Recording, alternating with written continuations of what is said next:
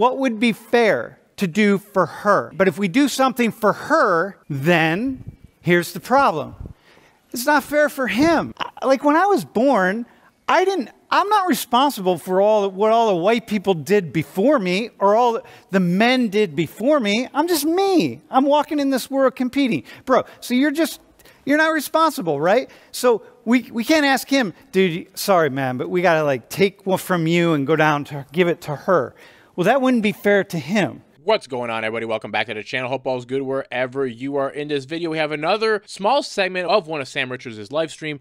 The full live stream, as usual, linked in the description down below. In this video, they are talking about affirmative action. Is it fair or is it indeed reverse racism? Let's get into it. Okay, so listen. So I want to talk about affirmative action today. Affirmative action. We should probably. Do you guys even know what it means? You know what it is? Do you have any idea? Seriously, God, we are the land of the lost, man. So you're the four perfect people to be sitting up here, right? So the idea, I just want you to know, the people out there that really feel disdain for you all, you as coddled college students who have really easy lives and, you know, the whole 9 yards. They assume that you're all really well-versed about affirmative action and you all have opinions about it and like, yeah. What is an affirmative action? This is the point. This is what they're asking and they're up here, they're going to talk about it today and they don't even know. How many of you, if I gave you a microphone, could come down, I'm not going to ask you to do it, so feel free to raise your hand, could come down to the front and could spend 60 seconds telling the rest of the class what affirmative action is. Raise your hands really high. Mm-hmm. So for the home viewing audience, I see about like 15 hands. All right, man. 16. All right. When we really started taking civil rights and women's rights, both seriously, like really kind of taking an assessment. I was born in 1960. So you go back in the 60s and 70s and early 70s. There was just they were different times in a real serious reckoning about inequality and opportunity. Once we passed the Civil Rights Act in 1964, where we really started to address some of these serious issues. And so the question became, all right, so what do we do, right? We have so much historical inequality. What do we do? Okay? And because it's not enough just to say, hey, we're going to rectify this now and we're going to remove this barrier. So for example, so if ostensibly he and I should be equal, right?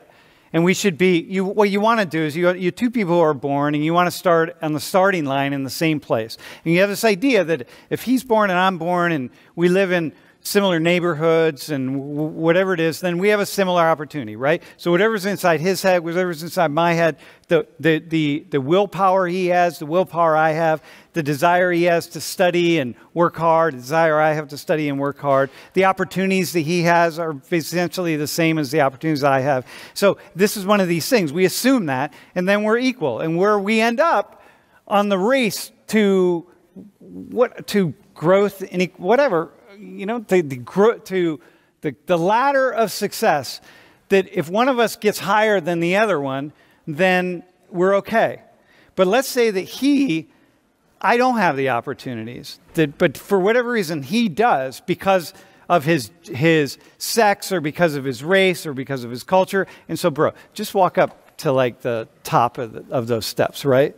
So let's say, so I'm stuck here and he's moving ahead. All right, hang on right there. So listen, so he and all the people that came before him are there. We're trying to climb up the ladder. And then one day you come along and we look at this as a society and we say, we need to have a reckoning with this. That his people had such an advantage over my people. And then we got to deal with, what are we going to do? So we removed the barriers for me, for my people, right? We say like, so for women and men. So we removed the barriers for women. We say you can no longer discriminate against women in this way, right? So here, man, maybe you just stand up really. It'll be better so thanks, man. So here, we can no longer discriminate against women. Well, how about in black people? So here we go, right? Women and black people. So, but here's the thing. So we removed the barriers for her. Okay? We say that's what we do. That's kind of what 1964 civil rights movement, all the laws that started to come in place for women. And then we were like, okay, we're going to remove the barriers. But what do you see? What do you see, bro? Like, so we removed the barriers. So now they're on an equal playing field. Is it an equal playing field? I guess not. Well, yeah, I don't know. Yeah, I don't know. Well, look where he is. And then look where she is. Because he's not moving. The equal playing field would be if we send this guy back down there, right? But, yeah, I mean, it's a trick question, really, dude. But it's not. But he's staying here. And now she's down here. So we're like, okay, so we removed the barriers for women to compete with men, but men are already there. Or we removed the barriers for black and brown people, but white people are already there. Got it? So now what do? Do you just say like, all right, whatever. All right, that's cool. So now just go ahead and compete, but you're here. You see what I mean? So now if she starts climbing the ladder of upward mobility, so as she starts climbing, go ahead, start walking up, and you walk up to, he's walking up too. He continues to elevate himself. She's elevating, but the distance between them is the same. Like we say, yeah, but you have the same opportunities now. Yeah, I know I have the same opportunities, but like I don't have the same opportunities because he's still way up here. So then the question is, what do we do with that? Like, what do we do now, right? Like, what's the fair thing to do? What do we do with her? What would be the fair thing, really? Think about this. What would be fair to do for her? Just say like, but if we do something for her, then here's the problem. It's not fair for him.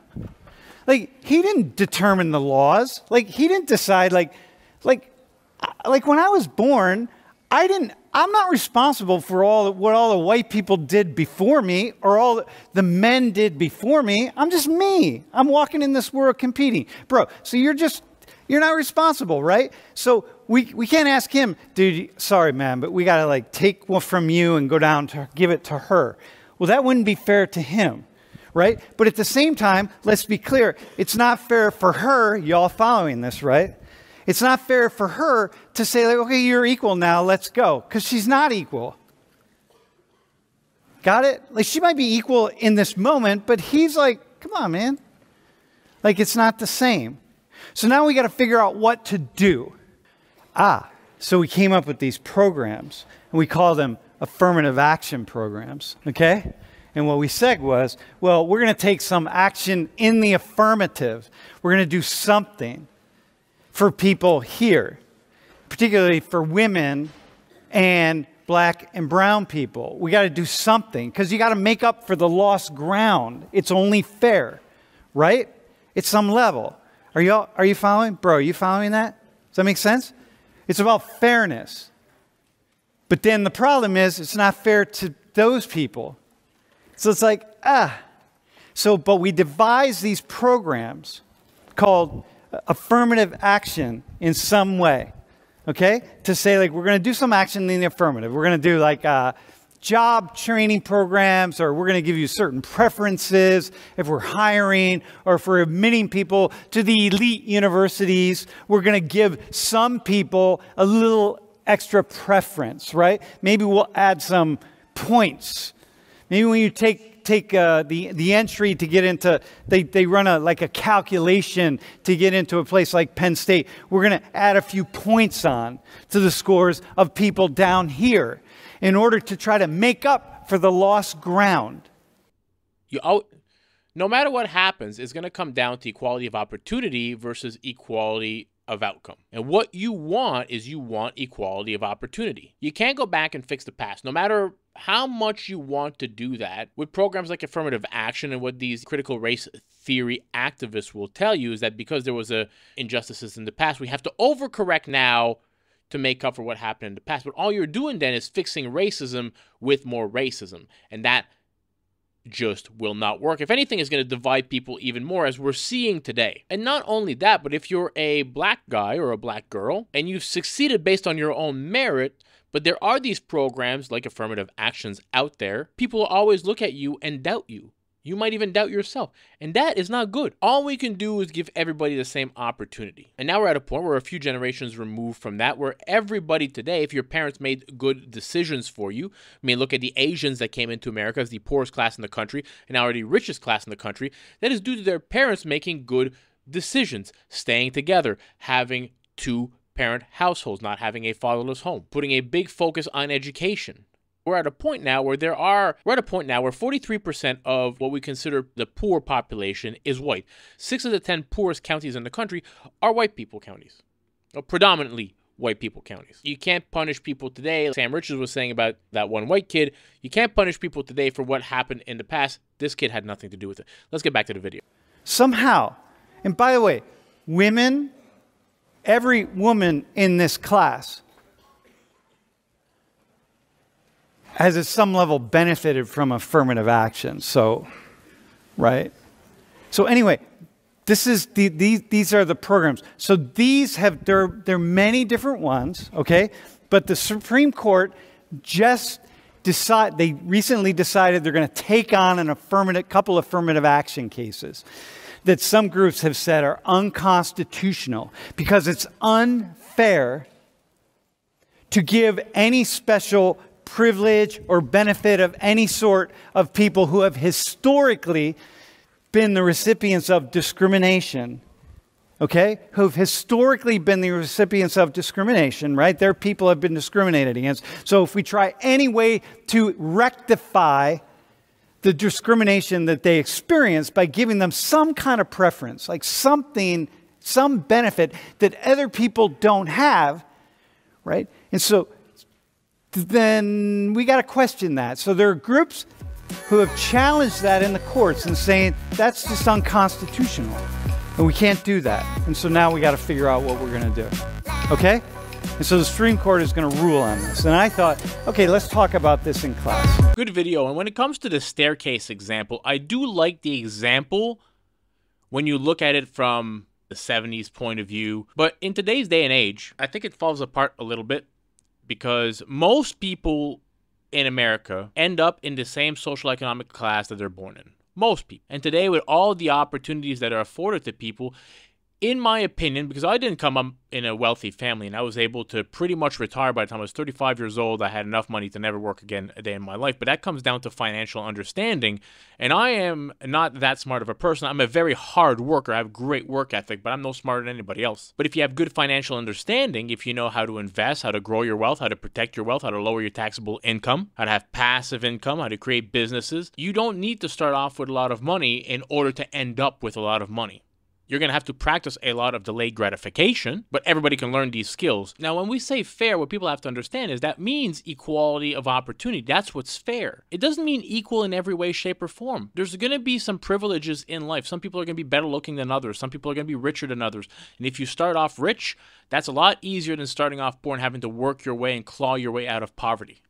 Okay, we can all understand this, that if you're a very low social economic class, it's going to be harder for you, but you have a chance. That's all we can give everybody, is we have to give people a chance. But that being said, even though I disagree with that staircase example, I agree with it when you look at it through the lens of the 1960s. I just, in 2024, feel like not so much. We're generations removed from all that. And when it comes to privilege, is something I talk about a lot on this channel, is that having two parents at home that instill good work ethic into you, good values, good morals, that stay together, that focus on your education. I don't mean school necessarily, but educating yourself.